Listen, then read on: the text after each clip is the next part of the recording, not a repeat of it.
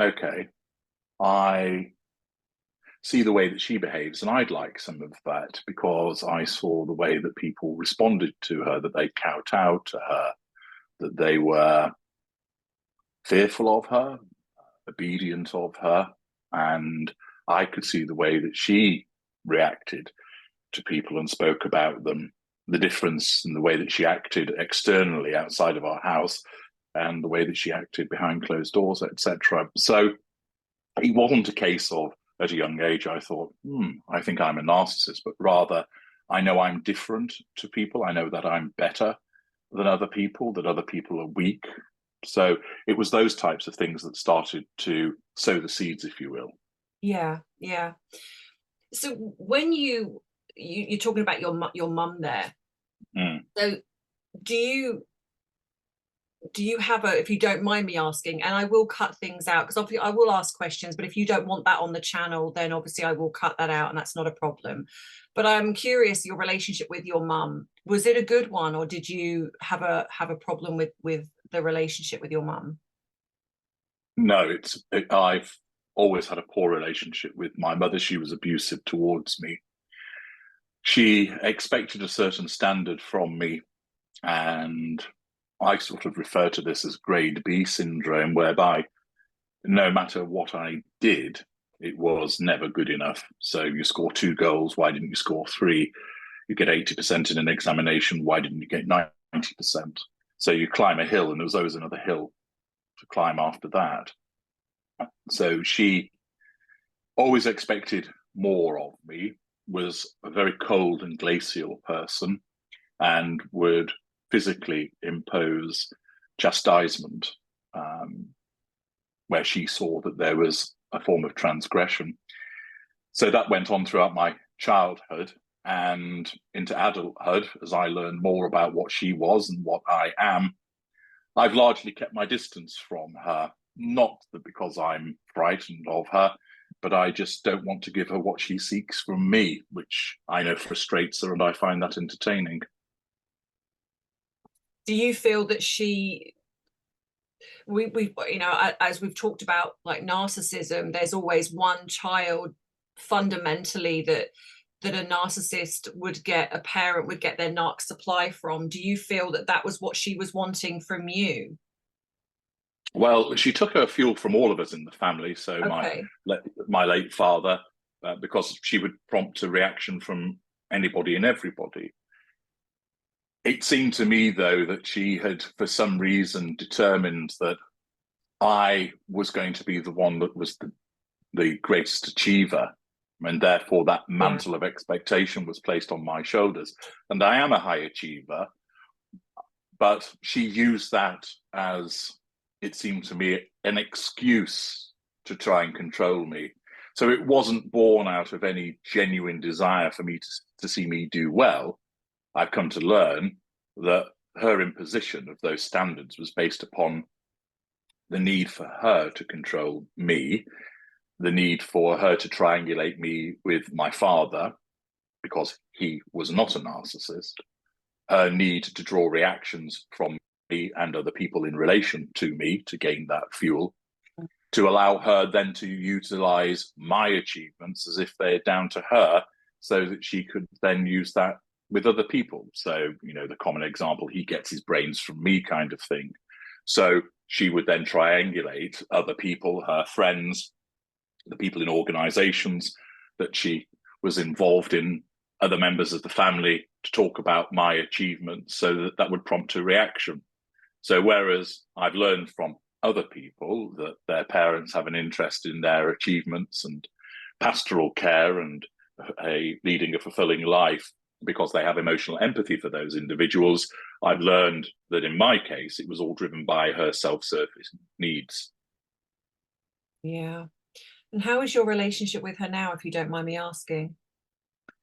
I have very little to do with her. She likes to, excuse me, sort of issue the papal bull, determining that I ought to attend, for instance, a family gathering, and maybe once or twice a year I'll go to those. She telephones, I usually ignore the call, and then I'm left an abrasive voicemail message, which just makes me laugh in terms of you ought to respond, you're not a good son, etc. And I've heard that so many times, it has no impact on me. And we have not a lot to do with one another. I move around a lot as well, which does provide me with a legitimate reason why I don't see her, much of her. Not that she necessarily accepts that, but it's not so much of necessarily me always avoiding her. Part of it is simply that I'm not around to interact with her, and there are occasions where electronic communication can't take place, hence. So we don't have much to do with one another. Yeah. Do you prefer it that way? I do. Yeah. She, having, as I explained to the people that access my work, that naturally the most appropriate response when dealing with a narcissist is that of no contact. My imposition of that isn't so much about the fact that she upsets me. She doesn't. It's not so much about the fact that she troubles me in any way. It's more a case of I do it because I know that's what annoys her. So I'm getting my own back on her for what she did to me as a child. Yeah, I can. You're not the first person to say something like that with regards to a narcissistic parent. Mm-hmm. If you don't mind me asking, another thing I was curious about is you hide your identity. Is that Yes. for a professional reason or just a personal reason for you?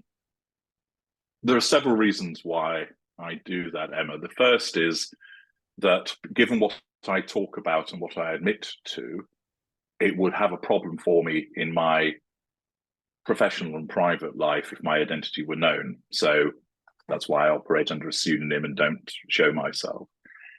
It also naturally has a useful aspect in terms of marketability, because people then wonder, what is it that he does? What does he look like?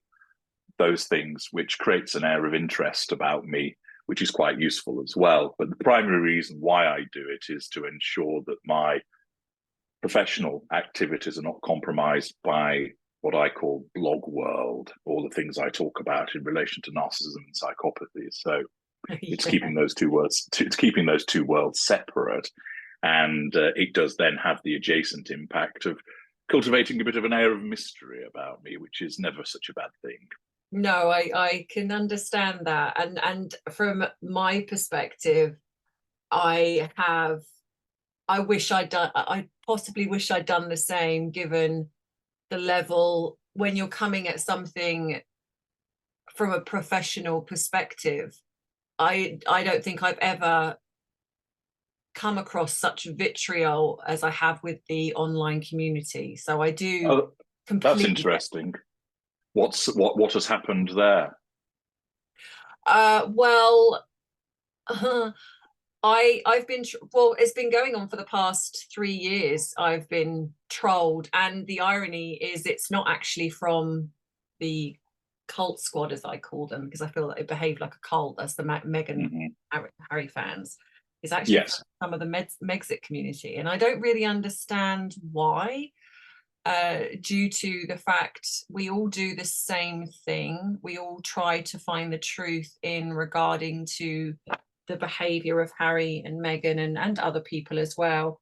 But for some reason, there is a fascination for wanting people to see me as fake, not a real therapist, which I wonder if I'd have gone in like you had, maybe that would have stopped that. Maybe, I don't know. And again, maybe something I perhaps shouldn't have done is gone on and shown that, like, I am qualified, spoken about, because I have got no issue in talking about where I am, where I've come from, what I've done. Yes. But that doesn't stop the trolling. I suspect that part of it might be that if you advance an educated observation about something that's founded in evidence that contravenes a view that they have, that rather than understand that you are allowed to express an opinion, and a well-founded one also, that they then look to attack you on an ad hominem basis, which is to go at your professional qualifications, and therefore the cheap shot is to say, oh, you're not actually a therapist. Yes. From time to time, it doesn't happen very often, but I've had people sort of criticize my work by saying, well, you're not a qualified psychiatrist. And I go, well, I've never hidden that fact.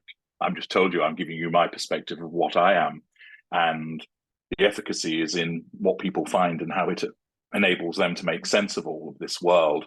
I've never held myself out as holding appropriate qualifications in that field. So your insult is ineffective because I've never held myself out to the contrary. It's not like I've gone around calling myself Dr. Tudor when I'm not actually a doctor, or Professor HG or such like. And I also experienced just recently because I am a firm advocate of going to the evidence and people using evidence when they're dealing with narcissists, because of course our kind have an alternative perspective and we warp the evidence to suit our purposes. And I explain to people that part of the way of moving forward is not relying on emotional thinking, because that causes you to catastrophize, it causes you to make bad decisions. You must go to the evidence. So often people feel, and the emphasis is feel, that the narcissist is winning. And I point out to them, if you actually look at the evidence, you'll find that they're not. And if you go to the evidence, you give them enough rope and they'll hang themselves, because most narcissists operating in the moment create collateral consequences for themselves. You just have to be there to catch that evidence. So there was a recent video that was advanced by another YouTuber claiming that they had had an interview with a former employee of the Sussexes. I know who you mean, yes. Yeah. So I was repeatedly asked, what do you think about this HG? So I analysed it because people asked me to, and I explained that bar one aspect, many of the things spoken about could legitimately be undertaken by a narcissist. However, I called into question some of the efficacy of the evidence and thought it was highly questionable. That is my considered opinion, which I'm perfectly entitled to have. Absolutely, yes. There were many people that supported what I had to state and had difficulties with this particular YouTuber also, but there were some that criticised me. They're allowed to do so, although they were ill-founded criticisms. And one of them was quite entertaining, was to suggest that because I don't show my identity, that invalidated my information, which therefore, presumably those individuals, when they take some medicine and it's got the instructions, they go and find out who issued those instructions and find out who that person is before taking their paracetamol or their Pepto-Bismol. And that when they get a book out from the library, that they look up who the author is and find out all about them before they read it and accept it. And it's that type of response that, because they didn't agree with what I'd stated, even though it was well-founded, their immediate response was, well, we'll attack you on the basis that you don't show yourself. Yes. What's that got to do with the legitimacy of what I'm saying? The answer is nothing. And of course, one always realizes that they're left trying to attack things like that, shows that they don't really have any constructive intellectual arguments to advance. So I suspect it's similar for yourself, that you make a point, and it's a fair observation. You're expressing your opinion. Undoubtedly, you're an educated person, that much is clear, based upon something, and they don't like what they hear. And rather than go, oh, well, actually, I disagree with you, but you're allowed to have that view, or even, actually, you've given me pause for consideration here, and yeah, I can see what you're driving at. Actually, I never thought about it that way. Actually exercise some critical thinking. It's basically this knee-jerk reaction of, you've said something I don't like, therefore I have to attack you. Agree. And it's so limiting because, I've never proclaimed to be 100% correct. And, and at the end of the day, if you're watching something or listening to somebody, it's absolutely your choice what you take on board. And, I'm very much the same I try to stay away from the gossip.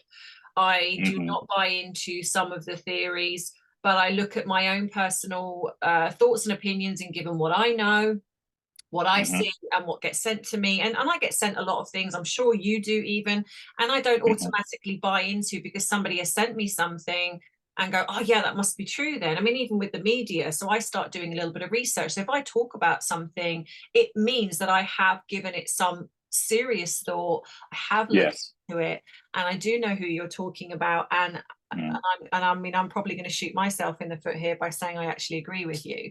I was asked exactly the same thing, and albeit that I didn't do a video on it talking about it, maybe I want to say maybe a little bit of possibly cowardice on my part because of the element of the trolling that I've received given in the Megxit community, that I didn't want to open myself up to more scrutiny going against, because like you say, people take it very personally, and they don't look at things with critical thinking. If they like the person, and this is where the danger is, I feel, with social media, is if they like the person, they will generally believe everything they say. And even with people on my account, I say, please don't automatically believe me. Just because I'm saying this doesn't mean that I've got all the answers.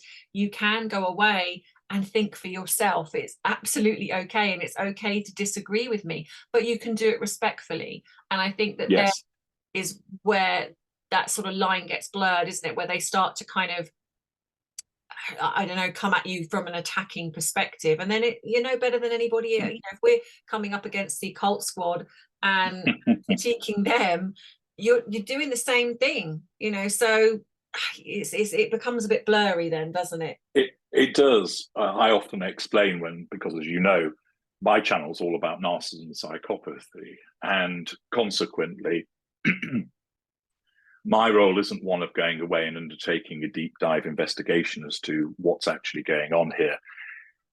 I have access to certain information, but I can't reveal that because it would compromise me professionally. So I have to keep my mouth shut about that, or my fingers still. I have access to certain experts that feed me information which is reliable for the purposes of offering another explanation.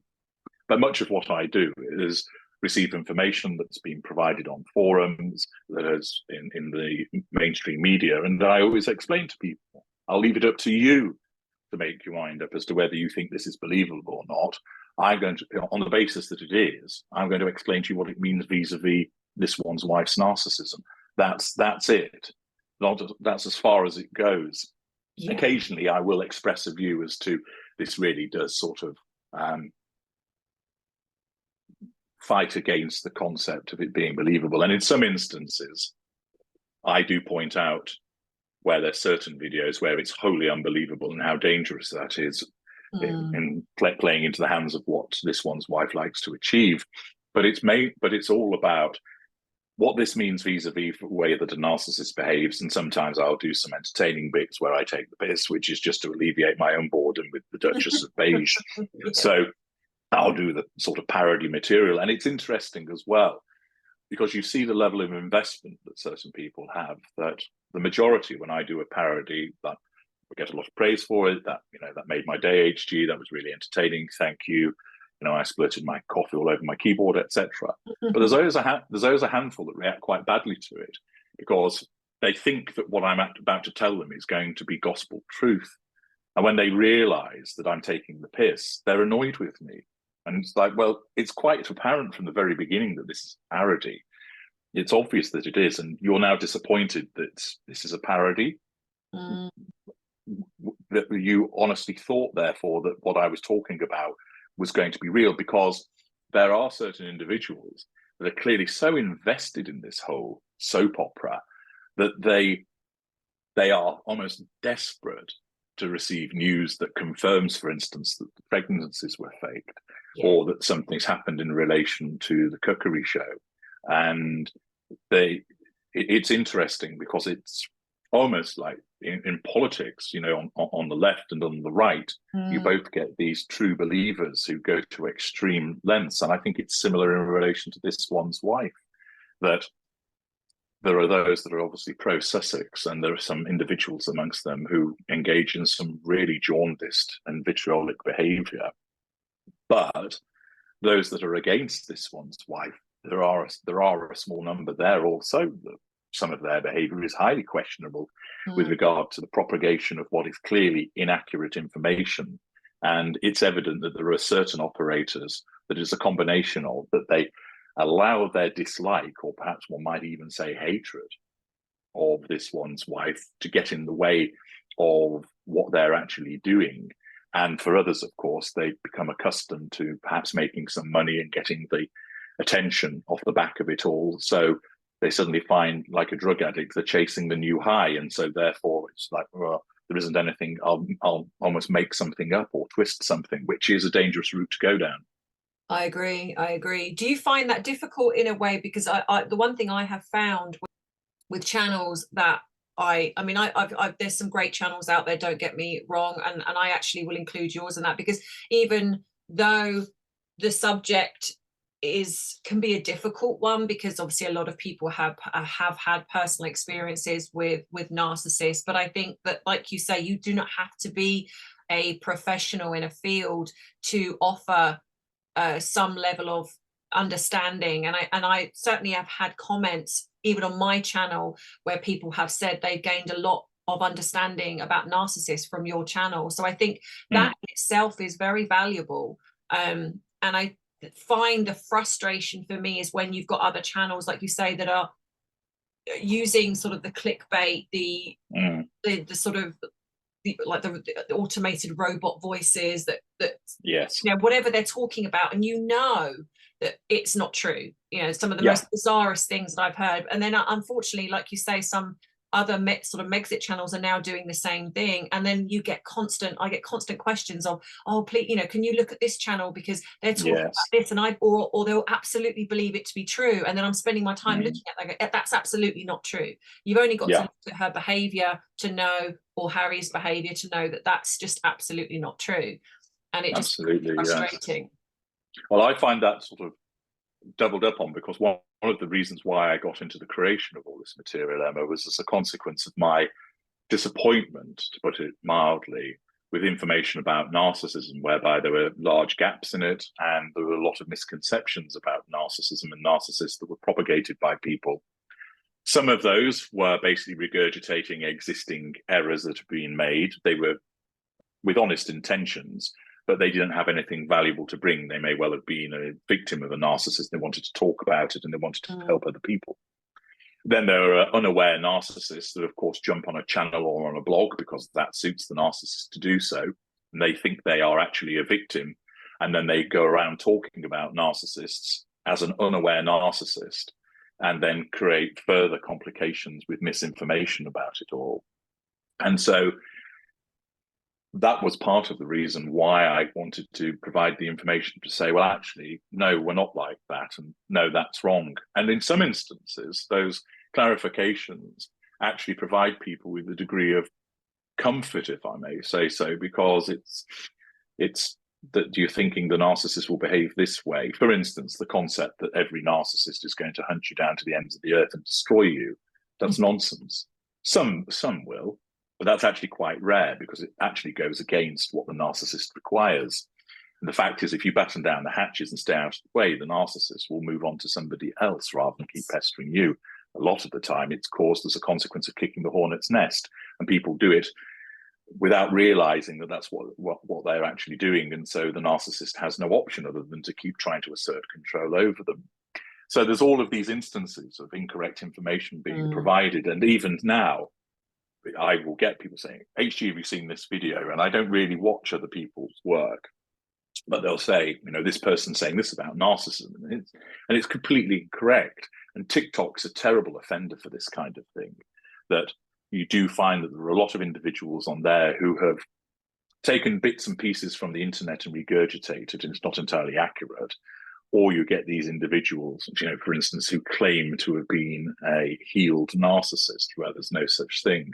So they either weren't one, or they are still a narcissist, and they're manipulating people by claiming to have got better and have become healed and recovered, and therefore they disseminate information which gives hope to people to think, oh, actually, you know, I'm in a relationship with a narcissist. What, they can recover, they can be cured, so I'll stick in the relationship. And of course, that's contrary to their best interests. So with a lot of this incorrect information, both in relation to narcissism and also in relation to things appertaining to this one's wife and, you know, Johnny Depp and Amber Heard and so forth, there is a lot of it is about saying, well, you're entitled to have that view, but is there any foundation and actual evidence to support it? And it's interesting how people don't like it when you point that out to them and say, I don't really see that there's any foundation for this, because they get all excited that, oh, this person's saying this has happened. Yeah, but you know, it shows, for instance, as you mentioned, Emma, with the automated voices, they are a fertile place for misinformation, where their modus operandi is make a 3-minute video that could well have been actually generated by AI to begin with, and then uses a robot voice, which basically comes along the lines of, this one's wife was thrown out of an awards ceremony after she got slapped across the face by Queen Latifah or whatever, or that Kevin Costner kicked her up the backside and ejected her out onto the street. Social media was awash with horror. Some people were supporting her, some people were attacking her, and it just goes to show this, rinse and repeat. And with some of those videos, you look in the comment section and there could be several hundred comments where, good, glad this happened to her. It's about time she had her comeuppance. And you're thinking, have you actually watched the video? And if you have, you really think that happened, did you?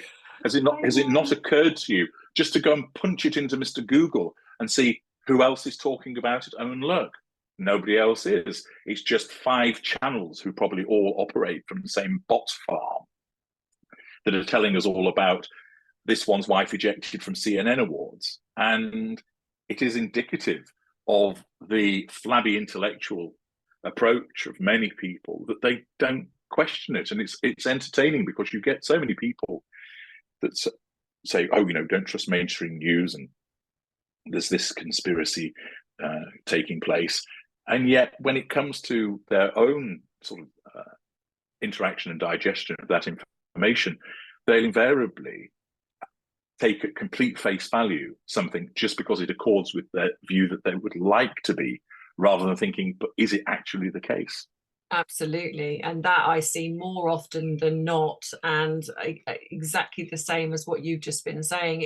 It's the irony is that when it's said about, say, for example, when we see the misinformation in regards to the royal family, you know, Catherine, William, you know, we are all up in arms of like, no, that's not true, that's just rubbish, that's misinformation. And yet there is a lot of that out there also. I mean, I'm not a fan of Meghan, as you are not either, but I really try to stick with what is backed by evidence, or what I see with my own eyes and hear with my own ears. But like you say, the amount of people that unfortunately, because I believe it's become very personal to them, and as soon as something is negative, regardless of what is said, they want to believe it. They want, you know, like it could come out about anything and they would be like, yes, that's fantastic. And you know, they don't, like you say, they don't punch it into Google and then, oh yeah, there's a lot of mainstream news about this, because it would be everywhere, let's be honest. That's right. That's right. What is interesting as well is that by doing that, not only do you damage the credibility of legitimate instances of this one's wife's poor behavior, but as I mentioned, it plays into her hands so that she can point to what are quite clearly whoppers that are out there about her and go, that's a blatant lie. And then because she's a narcissist and needs to control the narrative for the needs of her own personal distortion field of control, she can then point to something that's in a grey area and go, that's a lie as well. Because in her world, it is. But objectively, it may not be. But the arbiters and decision makers would go, well, she's come to us and pointed to 20 clear lies. This is the 21st one. And you get that cross pollution of the evidence that if she's shown to us 20 lies, this 21st one, perhaps not as obvious as the other ones, but we'll go with it. And so it enables, so those individuals that are propagating complete fallacies about her risk cross-polluting evidence, which is either more certain or moderately certain, and plays into her hands. And the other point is, it's entirely unnecessary, because as I make so clear on many occasions, with a mid-range narcissist such as her, and it applies to lesser narcissists as well, keep watching and give them enough rope, and they will hang themselves. And this one's wife does that. You don't need to make up nonsense about her, because she has such a need to be seen, in the sense of what she does is witnessed and spoken about, and she's scrutinized by so many people around the planet. There are invariably lots of pieces of video evidence, photographs, direct testimony demonstrating her poor behaviors. there's example after example after example. It's not like there's a paucity of poor behavior. You can see it, for instance, snatching a bouquet out of Harry's hands, elbowing him out of the way. So she basically talks to a group of men and he stands and looking like a spare part in the background. The rictus grin, the death stare, the gripping his arm, the moving him around, the sudden drop of the facade because somebody said something that she didn't like or she feels ignored. You've got so many instances of that. You don't need to make up the nonsense. But of course, there's this whole industry around that. And it's not just YouTubers. You see it with mainstream media, the royal expert who gets on a sofa and goes, oh, well, my view about it all is this. And it's like, well, where does that come from? What's that based on? You're just, again, you're allowed to speculate. Of course you are. But then that translates into, oh, that's what's actually happened when it hasn't. And because this one's wife is so clickable, it's encouraged more and more people to get on that particular bandwagon, sometimes not with the purest of intentions. And then it generates a further problem. And as I say, it plays into her hands. Yeah, I couldn't agree more. And I think this goes to what you said earlier, and I absolutely concur with, is that I think people, because we still see them in the media every time they sneeze, practically, it's they're there.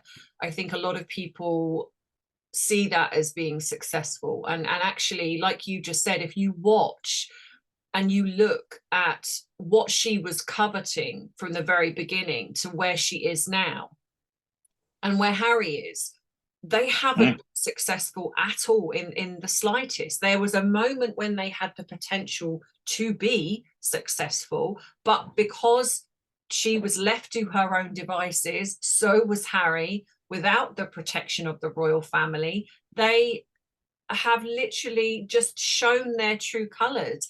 And because of that, Hollywood isn't interested. They have no friends, they have no real family.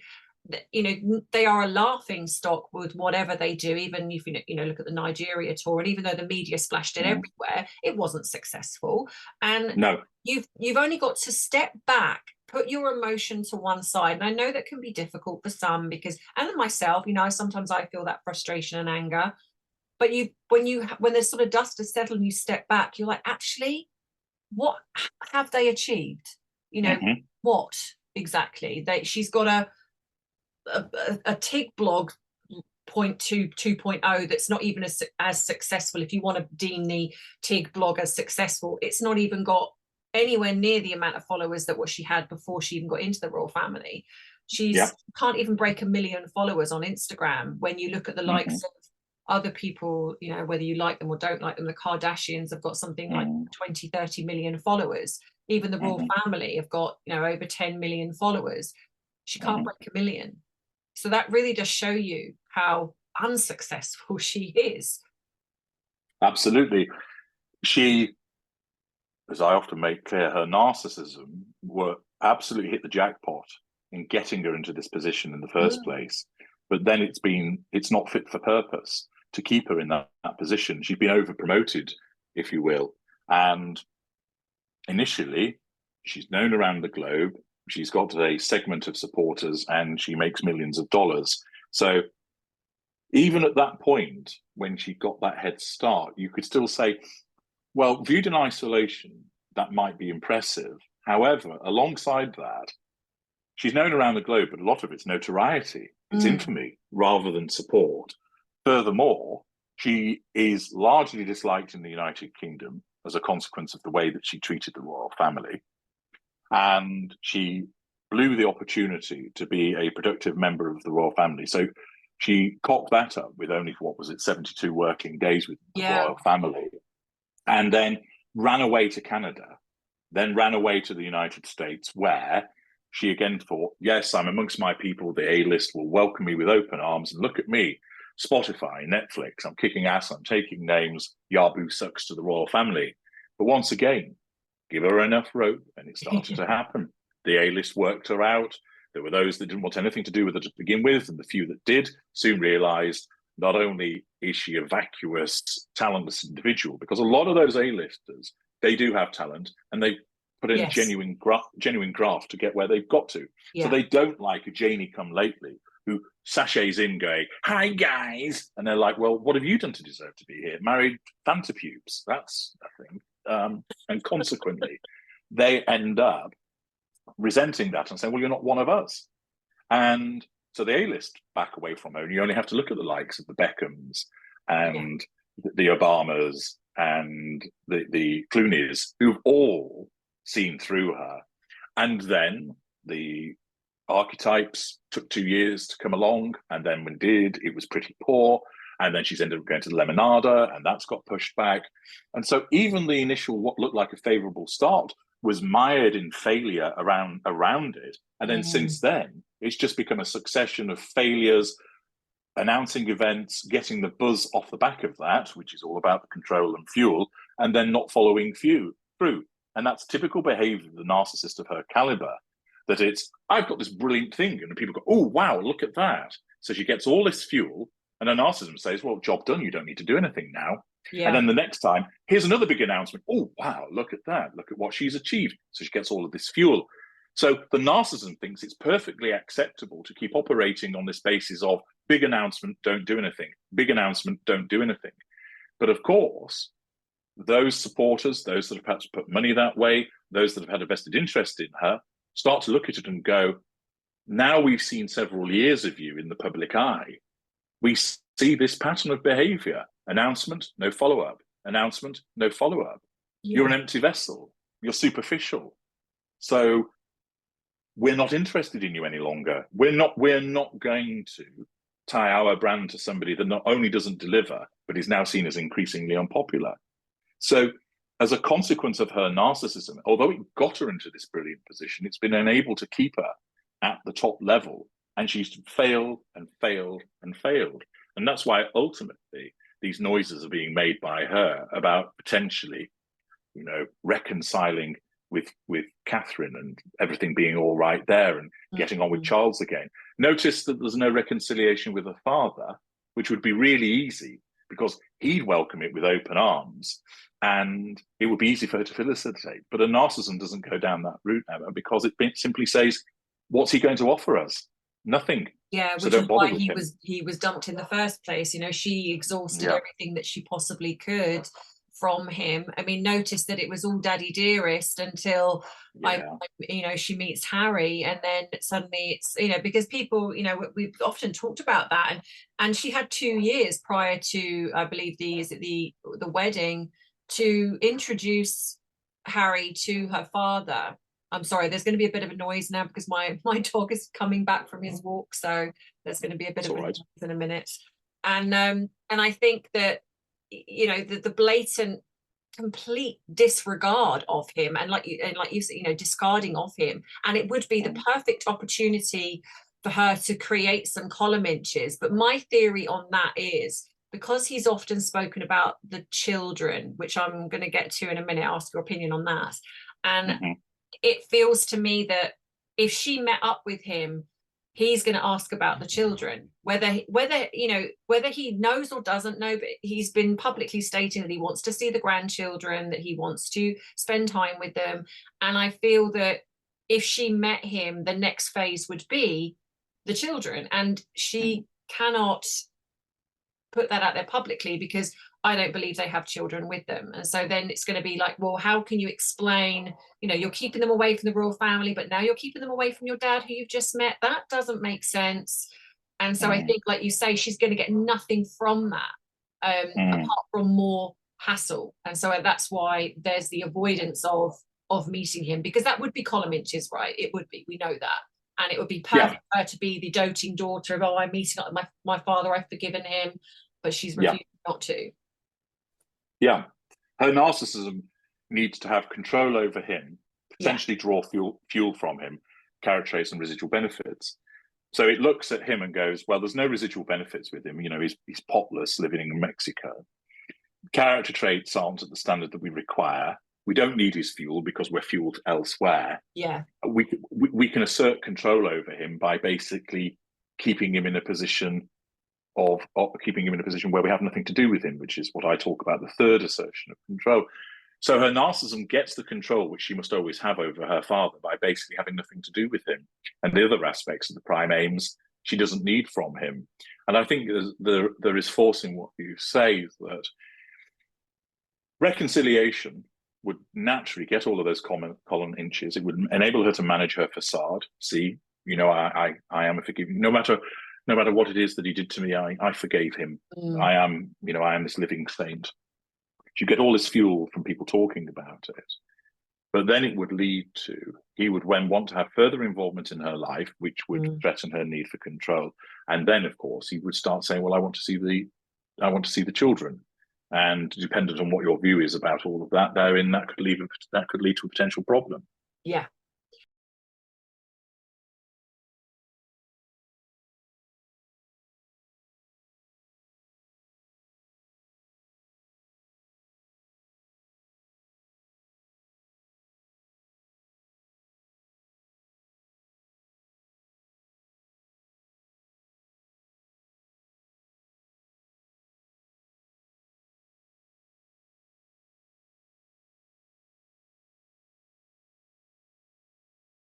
So leading to the children, what are your thoughts on the children? It is interesting how they are rarely seen, and naturally one's aware of the theory that the children simply do not exist. And I can understand why people form that view. I don't think that's one that's so out there as to be incomprehensible. There is evidence that supports that may be the case, that they don't exist. However, it comes with it some complications in terms of, so when there was a christening photograph, what was going on there then? Was that really a stand-in? Was the Queen duped? Was the Duke of Edinburgh duped? I can't see that they would be in on it. And it then leads one to perhaps consider, they exist. She may not have been pregnant. I do think that there are serious questions about the way that she presented during the supposed pregnancies that call into question whether that's the case. Yeah. And that it's very likely that surrogacy was the outcome. Now, ordinarily, that's not an issue. There's plenty of people that have surrogate children and admit to doing so. Chrissy Teigen had a surrogate child, if I remember correctly, and she was content to admit that there's no shame in it whatsoever. Of course, it brings with it a problem with regard to the line of succession, because they're not of her body. But that would seem to be the case, that that's a possible outcome. And as I've explained, the reason why we don't see them, save where they've been involved, if it's them or, you know, child actors, it's been carefully choreographed for the purposes of the documentary that they had, the occasional photograph that has appeared. And the reason why, if they do exist, and even if they're surrogate or she did give birth to them, that you don't see them, is because, one, she's not maternal and she has trouble dealing with them, so that in a public place, she would be shown up for not being the mother that she claims to be, and that would threaten her need for control. And furthermore, all of the attention would be on the children and not her. And typical narcissists couldn't stand that. It has to be about her, and they're presented when it's on her terms and when she wants it to be the case. So logic suggests to me that they may well exist, because trying to demonstrate to the royal family, here's some children, well, certainly with Archie, this child exists, and then they don't. To have roped in all of those people, you know, the more people that you have in a supposed conspiracy, the harder it is to keep it under wraps. So it would be simpler to basically, yeah, we've got children, but actually they're not hers. They came from a surrogate, and the reason you don't see them is quite simply because she isn't maternal towards them. Presentation of them would threaten her control, both in terms of not being able to actually interact with them. We saw how she was when Archie was balanced on a knee in an overly full nappy and trying to pull away from her and not properly dressed, and the fact that all of the attention would be on her. So I think that's my take on the situation with the children. What's your view?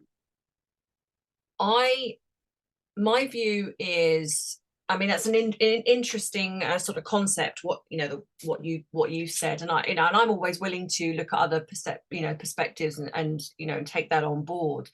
But my view is that Archie does exist. I believe Archie is Harry's, and I think that's why when we saw the child in the beginning, when we saw the child in South Africa, we saw the christening, the baby in the christening, but why she has, when you watch her with little Archie, that she has no maternal instinct whatsoever.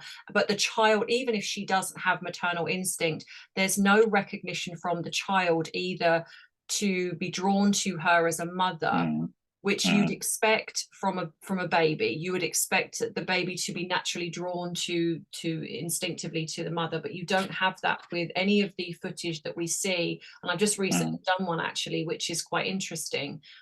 So I think that, and what's also interesting is the child that we saw before Megxit, we saw openly. She was out there with this child. She was doing these videos, albeit that there was disconnect. So I feel that that was Archie, and I have a theory that I feel that Harry got somebody pregnant. Now I get that for some this is a conspiracy theory, but some on my channel agree with me, some agree with the surrogacy concept. My thing with the surrogacy is, why would it be kept quiet? Because for the royal family to go along with something and lie, it would have to be quite big. The truth would have to be bigger than the lie. So if the child was born from a surrogate, I don't really understand why the royal family would go along with that and be, we'll lie to the whole world just for the sake of a surrogate. That doesn't make sense to me, why especially the late Queen would put everything on that, because that's quite, it's a big lie. And then to have the child in the line of succession as well. So that to me doesn't track. What does track is if Harry stepped out. There was rumors, and I've had stuff sent to me. Again, I can't back it up with any credible evidence. That's why I've never presented it. But somebody said that he was a staff member, that he got pregnant. And so they wanted to keep the identity of the real mother secret, because obviously having her name plastered everywhere would be horrendous. However, I've also heard that Meghan was not happy with the situation, but agreed to, because it's leverage for her, to go along with pretending to be pregnant. And the other reason is because for her to pretend to be pregnant, if the royal family didn't know and say she was doing all this in secret and they were pretending that they were going to go with a surrogate, then there's no protection. So there was obviously protection, because it was so obvious when you watch her that she was not pregnant. It's just so blatantly obvious, and yet the media said nothing.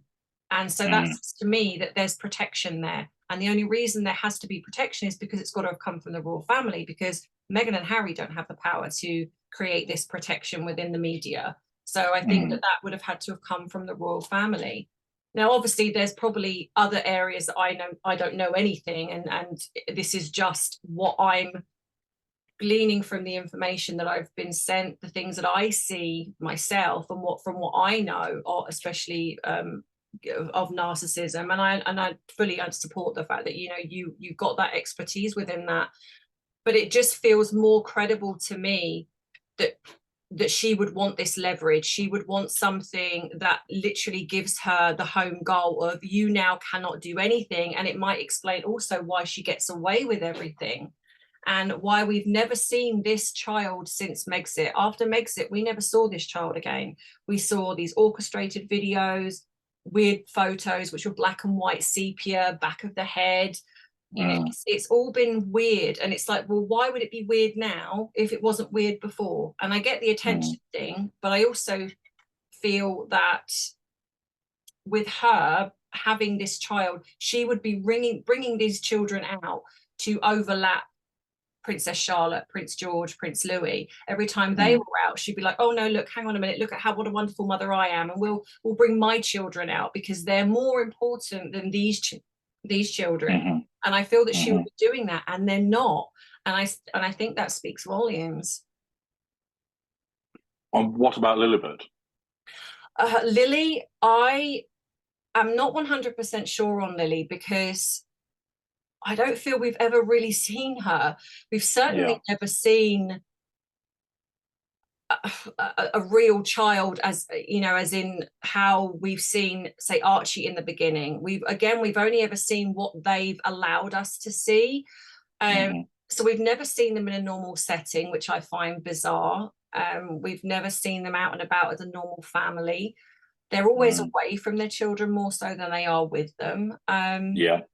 And I mean, I've been sent things where, like the domain names, etc. But again, it's not something that you can prove that that was Meghan that did that. So even though, yes, they are suspect, where there was a Diana Mary that was created as a domain name, and that was back in the March, I believe, and then September or something, it was then changed to Lilibet Diana. Again, I have been told that there was an adoption that was going ahead, but then the adoption didn't take place because there was a discrepancy in money. But again, it can't be backed up by anything. So it's a difficult one, that one. Interesting. I can certainly see the force in if Harry had impregnated somebody else, and that she as a narcissist would say, right, well, I'll go along with pretending this is our child, but that means I get my way on everything.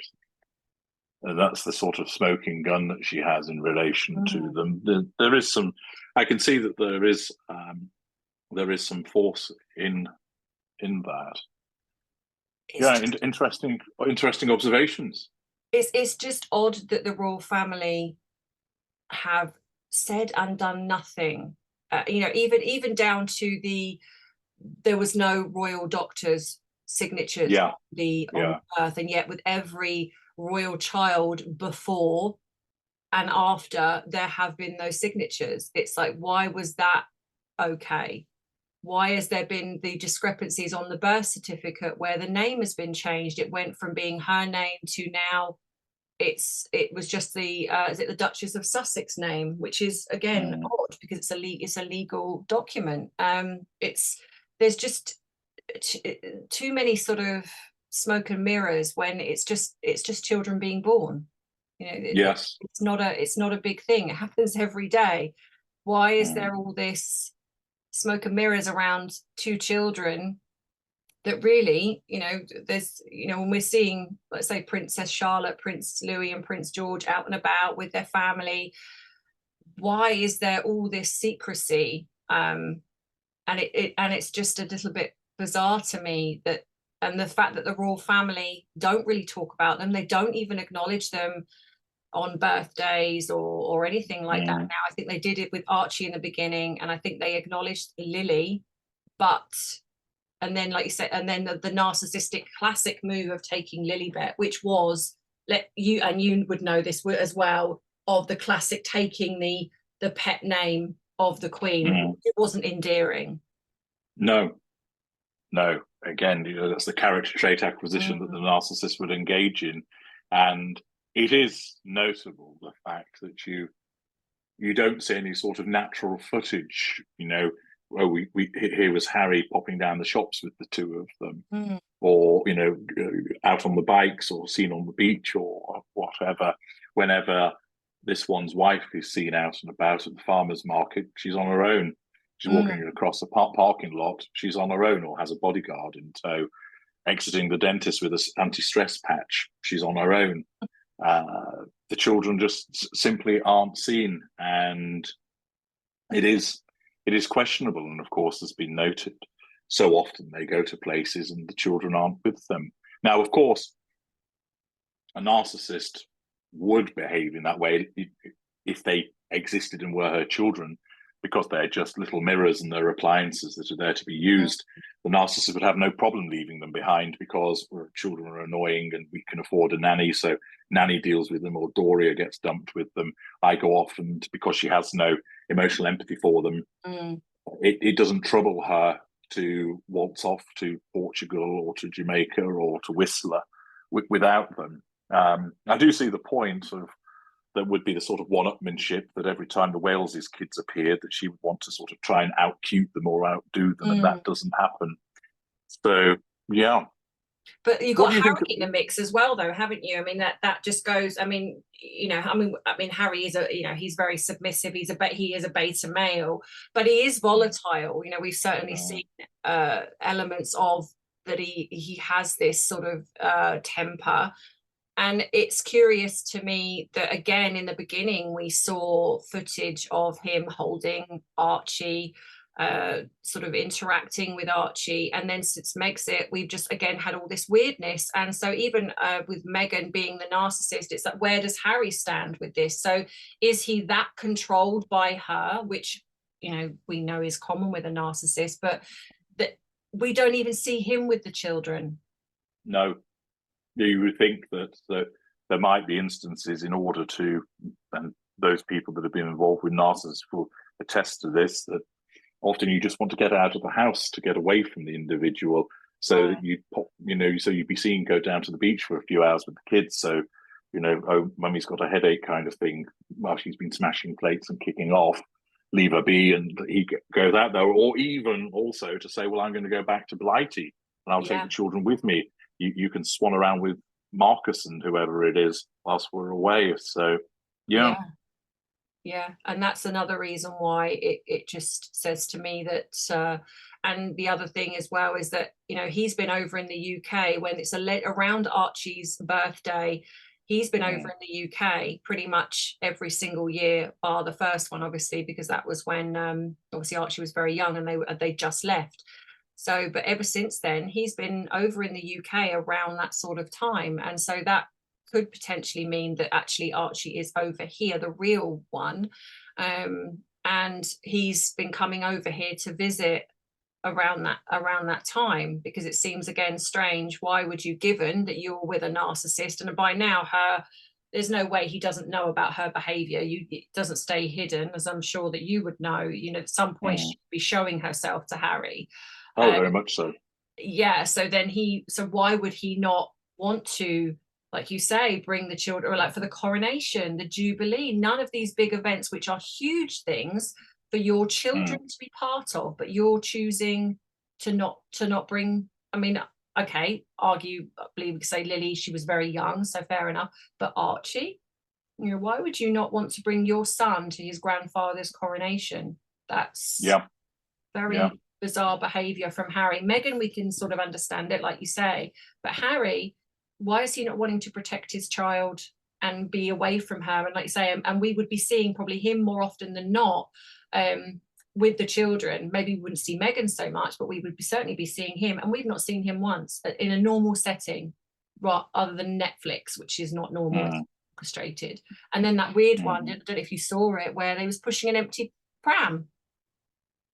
Like, why are you pushing an empty, that was in your Netflix program. He was pushing a pram that was empty, and I think we were being told that Lily was in there, and there was nothing in there. It's just absolutely bizarre. Just quickly, because I appreciate that we are sort of coming to time. When was your first moment that you saw Meghan and Harry and thought, oh dear, there's going to be problems here? Well, in terms of seeing them together, it was the engagement interview, because that was just a cacophony of klaxons going off and red flags waving through the air, because it was such a performance from her that it was toe-curlingly cringeworthy, because basically her narcissism said, make it look like this is the best man in the world and you're completely in love with him. And so off she went trying to do that. And it was just atrocious. So I think that was, in terms of their public appearances, was that when I saw that there was going to be trouble. I recognized, because I knew that she was a narcissist prior to that naturally that he, as the intimate partner, primary source, it would not be a happy ending for him, because it never is when you have that designation. So I knew that she was a narcissist prior to that, but it was the sort of first airing of showing, this really is doomed, and that sort of seals it, was the way that she behaved. Of course, she's treating him benignly in that instance, because they're still in the golden period at that juncture. But notwithstanding that, it just demonstrated that there was an occasion where he made a comment, and you could see the facade fell away for a moment. He looked most displeased with the comment that he made, and the whole, gripping his hand and like staring at him like she was a starving woman that had just seen a meal. It really doesn't fit with the way that a person would behave. So consequently, I think that was it. What about you? When did it? When you saw the two of them together, the same? Yeah. I mean, I had seen her. I had watched Suits. I will confess, it was one of those. I feel it was I didn't see her as an amazing actress, and that's just, I didn't see her as an anything actress. And if I'm honest, it was like she was just there. I watched it for the other main characters, who I really did enjoy watching. But it was the engagement interview that was when I noticed it, and this in the same context of her behavior. There was definite in the body language, even from Harry. There was moments where he just looked a bit fearful, very anxious, which would be unusual given that he's used to being in the royal family. He's used to being spoken to, he's used to being interviewed. So this level of anxiety that seemed, and a lot of sort of looking to her a lot of the time, almost as if, was that okay? That there was definitely something there. You said that you noticed before that. So when was it you noticed with her? Well, as I've explained previously, I'd met her. So it was when I met her. Yes. Oh, wow. Okay. I actually didn't know that. So yes, those are people in my subscribers who don't know that. So could you, if you got time, would you tell that story? Well, I'll just direct you to several of my videos that talk about it. So if people want to learn the story there, I met her on 2 prior occasions, and naturally I'm able to detect my own kind fairly quickly as a consequence of seeing certain behaviours. So there's an interesting set of episodes that recount that interaction. So amongst your subscribers, if they're not familiar with that, I'd encourage them to find them on my channel. Fair enough. When this one's wife met HG, or was I calling her Harry's wife at the time? Maybe when Harry's wife met HG. And you can learn all about it there. But that's where I knew what she was. So it was a very early juncture. And at the time, she was a nobody. I didn't watch Suits, and I basically no idea who she was, apart from somebody that I knew told me about it, and I was singularly nonplussed. And it was only later on, when it transpired that she was the girlfriend of Prince Harry and got engaged, I thought, oh, it's her, the woman that I met. How interesting. And then, as a consequence of the interest that was generated around her, I saw her as a worthwhile specimen to go under what I call a Tudor for examination. So I wrote A Very Royal Narcissist around the time of the wedding. And because I'm not particularly enamored with her, I left it at that. And then there was occasion for something else that occurred. So I thought, well, I'll write about that. And by that stage, I was doing more videos on YouTube. And it was just piling up. All of the incidents, all of the examples of her narcissism in action. I'm thinking, I've got episodes worth of material here. And then, of course, the fact is there's lots of people, Emma, who are interested in all of that, who want to hear about her. There are some that are interested in understanding her narcissism. There are some who are interested in the dissection that I provide. There are some who just enjoy the fact that I'm quite sarcastic about her and give her a bit of a verbal kicking. And obviously it was getting plenty of views and hits. And in order to extend the reach of my channel, then I thought, right, okay, well, you give the people what they want, don't you? Yeah. So alongside my other work, which is thousands of videos about other aspects of narcissism and other famous and infamous people, I started doing a lot of videos about her. And on a daily basis, I suddenly realized there's just this happening and that happening. We can talk about this aspect of her. And she really became the gift that kept on giving. And so she became a sort of staple part of the work that I do. And it was quite interesting that it having all stemmed from knowing what she was many moons ago, and then looking at it through through my tutor scope at her behaviours and explaining all of that so people actually understand. Because frequently I still see people go, but why doesn't she feel embarrassed about this? Why doesn't she do this? And it's all down to her narcissism. If you understand her narcissism, it will, like it does with so many people on this planet, give you the key to understanding so much of why the world is the way that it is. Yeah, and I think, I mean, you might agree or disagree, but do you feel now we're under the sort of lens of social media, and it's very apparent, more so now than ever. And I think that what you're doing in showcasing the specific behaviors coming from somebody, where you've got that personal knowledge in yourself, I think that if that can give an understanding to somebody that perhaps is either going into a situation, family members, etc., and then helping them understand and perhaps maintain the sort of relationship at a distance without, because a lot of people cannot sever relationships, even if the person is a narcissist, it can be very difficult if it's family members or children or parents, etc., whatever it is. So I think it's a very good way to show people this is what can happen, and this is a good way to sort of manage that relationship, because a lot of the time it is management. It's this giving them a wide berth would be great, but for some it is about management. Well, there are individuals that have come to me and they've said, I was enjoying your work about this one's wife, and then it made me realize my husband is likely a narcissist. I hadn't appreciated it until I started watching your work. Or my son, I think he's involved with one, and I had no idea that this was the case. And I only learned about it. And that's rewarding, because that is the point of it. This is a channel that's about narcissism and psychopathy. It's not about this one's wife. And she's just a vehicle. It would be remiss of me not to use somebody who's so prominent as a teaching tool. And there are plenty of other people that I talk about, but none of them attract the same level of interest that she does. And so consequently, one is drawn back to talking about it. I would prefer that certain other videos that I do would attract as much attention as they do in relation to her, because I find those topics more interesting. So I try to provide a mix of the more formal videos about narcissism, other famous and infamous people to use as examples, and then a sprinkling of this one's wife, because she remains popular. So all bases are addressed, but it's all about getting the message across to people. Absolutely. As part of the extension as part of the extension of my legacy. And so she's a useful tool in that respect.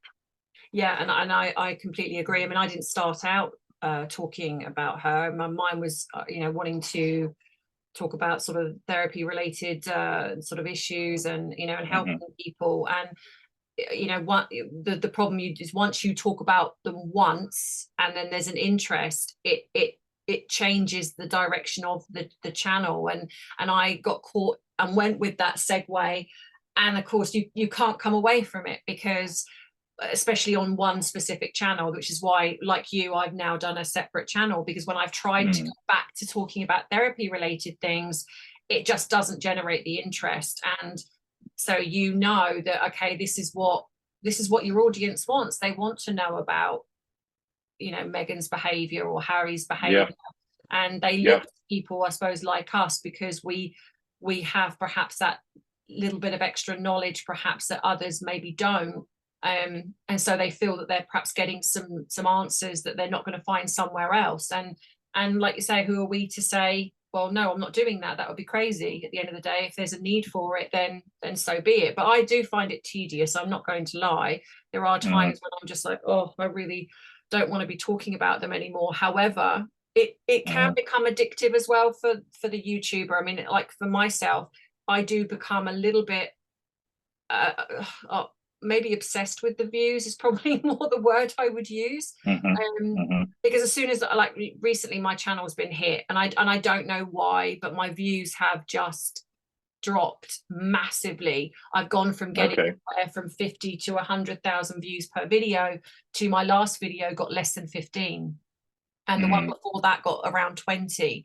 So I don't really understand the YouTube algorithm. I wish I did, because I would certainly play around with it, but I don't get it.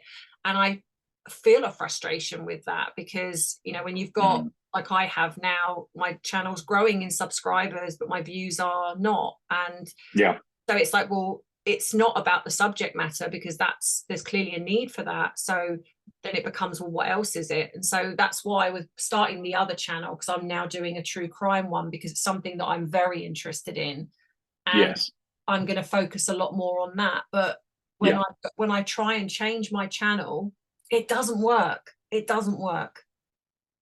I think that there are elements of the suppression of certain things. For example, last September, I did a short which was basically saying, witness a narcissist facade fracturing. And it was Harry and this one's wife meeting a lady.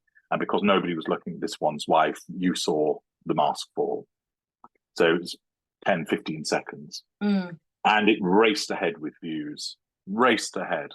And each day it was racking up lots. And at the moment, it's got about 735,000 views. And I looked at the analytics. And so I think it started mid-September, no, early September. And it was racking up several thousand each day. And then it got just into the first week of October and it dropped off a cliff exactly on 28 days. And there is no way that that video would suddenly not be interesting any longer to drop off like that. You would have seen possibly, you know, a plateauing and then a gradual decrease as people perhaps weren't as interested in it. But generally speaking, that short comes up driven by the algorithm because people are looking at it. And also if they see the number of views associated with it, people go, oh, that must be interesting, I'll watch it. So that drives it. And the individual that sort of have a partner relationship with at YouTube, I asked her about this. And I said, I can't comprehend why that particular short dropped off a cliff like that. It makes no sense. And she says, oh, it has a shelf life of 28 days. They purposefully wind it down. Oh. Right, okay. So that's why it wasn't getting watched. The algorithm basically gave it 28 days of life, if you will. It still racks up views, of course, but nowhere near as many as it did. And so it's often the case that, you know, I've got a body of 8,000 videos, and one would think, right, the number of views would remain fairly high because there's this back catalogue. Yeah. But it's quite clear that that back catalogue isn't put forward and isn't seen by many people, so that there are several thousand of my videos on a daily basis don't actually get watched. And it's the current stuff that does instead. Now, of course, some people will go along and they will seek out videos, but often people come to me and they say, HG, have you got a video about this? And I go, you mean the one I did yesterday? Yeah, yeah. And they go, did you? Yeah, and I just think, so you subscribe to my channel and you've told me, and I have no reason to disbelieve you, that you're a regular viewer and you've missed this video. Now, that would either suggest that you're lying or you're a bit of a dunderhead, and I don't think you're either of those things. So why is it you've not seen it? And the fact is that it hasn't been pushed towards them. Yes. So I think there are certain topics that YouTube dampens down to an extent. There is also the fact, I remember when I was talking about Amber Heard, every single video that I uploaded with Amber Heard, it immediately went to limited monetization, and I had to appeal against it. And every appeal was lifted, but they clearly set it that if you basically used the words Amber Heard, it was automatically set to limited monetization. So I have noticed that it goes almost in peaks and troughs. And sometimes there doesn't seem to really be any logic behind it. That I suddenly see a group of videos that are doing really well for a period of time, and then it dips off, and I think to myself, given that my subscribers are growing and my audience is growing, why is it that the videos this week don't seem to be doing as well as they were last week? Is it really the case that the audience have lost interest? No, I don't think it is. You know, the number of subscribers, you know, I've got what, 221,000 subscribers at the moment. So you would think to yourself, I accept, of course, there will be people who've been there years ago who no longer watch the videos and they just don't unsubscribe. But you would think each video should at least be getting 60,000 views, which is, you know, less than a third. But but many don't, which tells you that clearly the videos aren't being put in front of people who subscribe, which then begs the question: what's the point in subscribing then? And well, regularly, exactly that. Yeah, and regularly people say, "Oh, I just realised I've been unsubscribed to you, HG." I get that. Yeah, I didn't do it, but it has, and I know that YouTube has the sort of mechanized approach that sometimes thinks that people aren't legitimate accounts, and so it unsubscribes them. Yes. And it evidently does that in error with people that are legitimate accounts. But I think there are clearly certain topics, of course, which they would rather push. And whilst one doesn't expect to be getting the mega millions of views, you know, about Minecraft or, you know, some kind of, you know, videos about Grand Theft Auto or whatever, it is rather odd when you do see that there's a sort of downturn sometimes. And also one thing I've noticed, Emma, is that from time to time in my feed, there'll be a video about narcissism that's maybe got 150,000 views. Now, some of mine have got that, some have got 250,000 and above. And again, it's like, right, I've got a video that's about something to do with, say, the super empath. It's got 250,000 views. And then I've got another video, which is something also about similar to the super empath, and it's got 12,000 views. Why is there such a discrepancy there? And with the one video, as I say, there's somebody in the feed, and they've got 150,000. Like, oh, I've never heard of this person before, because I know who the main players are talking about narcissism. I've never heard of this person. So in an idle moment, I'll click on their channel and I'll see that they've basically got one video that's got 150,000 views and all the rest have got 2,000 or 4,000 views. And I'm thinking, so either they've paid for them, which is a possibility, or I do believe there's almost like a bonus button at YouTube where they suddenly just decide that this particular video is going to be boosted in prominence. So it gets lots of views. And then none of the other videos do. Because, as you probably know, there are millions of channels that don't get watched. Yeah. I mean, my channel's sizable, but it's by far not one of the largest. Yeah, I'm in the top 1% of YouTubers. Yeah, So it is crazy. Millions.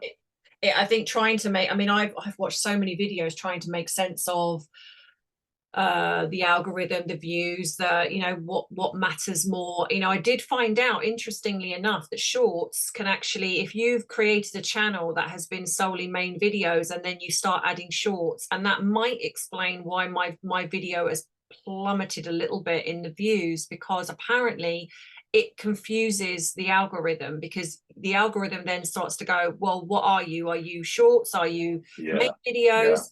And so I started adding some shorts thinking that would generate subscribers, which it has. However, it generates subscribers that are wanting shorts. So if you're not a channel that's solely shorts, or you've not started out that way, they won't watch your main videos. They're only there for the shorts. So it starts to confuse the algorithm. So that's why I've thought maybe that's because it does seem to coincide that when I started adding shorts a bit more, that my views on my main videos, because I get comments where people go, oh, glad you're back.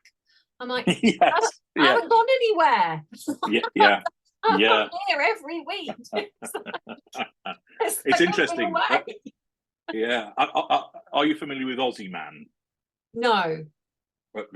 He's very entertaining. Aussie Man Reviews is, as the name suggests, he's an Australian. And he was railing against just recently the move of platforms to basically going to very short versions of things. So, for instance, he was complaining about it's driven by TikTok, and then saying how on Facebook they were trying to move people more onto doing reels. He said YouTube, although they have shorts, they've resisted it as much, but he was up in arms about it, because historically he was making videos which were 10 minutes, 15 minutes, 20 minutes, half an hour in length.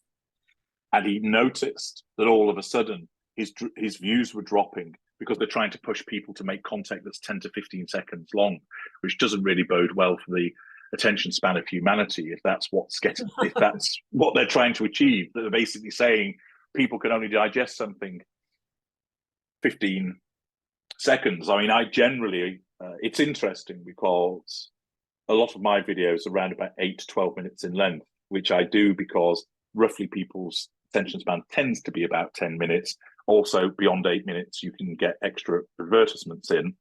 And I get some people say, oh, we really like it when you do a half an hour or an hour. Yeah. And it's like, well, it's nice to hear that, but obviously it takes quite a lot of time to do that. Why with like the detailed examinations of personalities, I segment them because then people find it easy to digest rather than sitting down and thinking, crikey, it's an hour and a half, 2 hour video.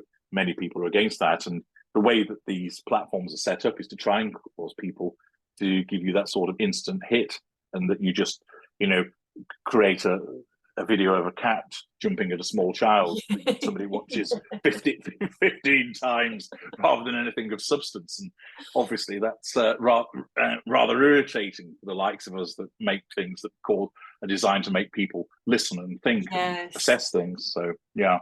Yeah, when you're sort of using your sort of knowledge and your brain rather than sort of regurgitating perhaps something that's, and I'm not taking away from people that do that, if that's their content, that's what people watch, but it's easier to sort of regurgitate something that you've heard or watched rather than when you're sort of doing what we're doing, when you're sort of creating things from knowledge and giving expertise and trying to give examples, and there's a lot of editing that goes into the video. I mean, the videos are around half an hour long, sometimes more, and yet sometimes when I've done those ones, I get people go, oh, I don't have time to watch these longer ones, so I wish you would do shorter ones. And so then I do shorter ones, and then I get, oh, I don't really like your shorter ones, I wish you'd do longer ones. And I'm just like, oh, just give me a break.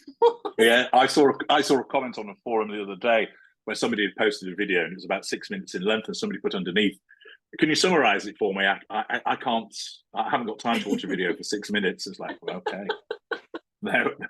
there we are. And I get it, because people work. I completely get it, and I think so. But I think people sometimes forget, as a YouTuber, we're trying to find, you're sort of going up against trying to find things that create your subscribers to want to stay and want to stay interested. But at the same time, we've got to enjoy what we're doing too. And so when you're describing something, it's very difficult for me sometimes to create it into a shorter video, because describing something sometimes takes a bit of length to do so. So that's right. Well, if you compact that's it right. down, With certain concepts, when I'm talking about aspects of narcissism, I like to present it in a structured way so that people understand. And my work originated first in written form, which generally tends to attract your better educated individual. So one became used to explaining things in a logical, structured way, which takes time. And so when that material was translated to a video where I narrated it, they could be 20 minutes, 25 minutes in length, because you've got to go through these principles and explain them and various permutations, rather than just giving somebody a snapshot. Certain things, it does it a disservice to condense it into 30 seconds, because the concept needs expansion. Yeah, and that's the problem, isn't it? Because you want to do yourself justice, because this is the subject you're talking about, and because you want to showcase what it is that you're because at the end of the day, that reflects on you. How you present something and how you talk about it is a reflection on your either professionalism or the subject matter and how you showcase it. But at the same time, you're also then going up against that some people haven't got the time to watch a half an hour video, and some don't. I mean, I want to say this very delicately, but don't sort of look at going in, say, watching 15 minutes and going, oh, do you know what? I'll come back and watch that 15 minutes later. They just kind of go, oh, that's half an hour. That's too long. I won't watch that. And sometimes I feel like I'm having to, like, I think somebody said to me, bless them, they said, when you put the captions up, they go too fast. And so I tried to explain to them that firstly, they could pause, but also it's difficult when you're talking about body language. You've got to say it in that moment, because once you're moving past that moment, there's something else. So if I'm talking about the previous thing, and it bleeds into the next thing. It doesn't make sense because it doesn't align up. So it is hard to kind of get that out to people without sounding as if I'm being super critical of them, because I certainly don't want that either. But yeah, there is a frustration sometimes where I feel like I'm telling people how to suck eggs. Well, listen, I mean, I appreciate now that we've been talking for an hour and a half, and thank you. Not at all. It's been a real pleasure. Absolutely. I would carry on, but I've got another appointment in 3 minutes. Yes, well, I've got work as well, so I did have an hour in mind, but then left a half an hour flexibility. So, so I'm glad that we utilised that. Yes, I mean. Sorry. I mean, and I'd enjoy speaking again on another occasion. So absolutely, yes, I was going to say that to you. Yeah, there's a meeting of minds here, so let's get something. Just send me an email, and we'll get something in the diary for a few weeks' time, and we can speak again. Fantastic. The one thing I will ask you, which I ask everybody, and you can say no, and you can go away and think about it. I don't know if you've ever watched my channel, but whether you see that I do this drink of choice thing on my channel. Right. So I do ask people to do it. And if you can, that would be amazing. You can do it however you want. And if you want, I can email you the details of the things that you have to say. It's just a few sentences, but it just makes it more fun when I've got people on the channel that have spoken to me and they say it too. No problem. Email me about it. I'll be happy to do that. So wonderful. Thank you. Yeah, just email me about that, Emma, and I'll wait to receive the video so we can upload it on both of our channels and arrange to speak again. Okay. Yes. Thank you. I'll get that done probably over the weekend, so then you'll have it for next week. Marvelous. Nice to speak to you, Emma. And you. Take care. Have a lovely weekend. You too. Bye-bye. Bye-bye.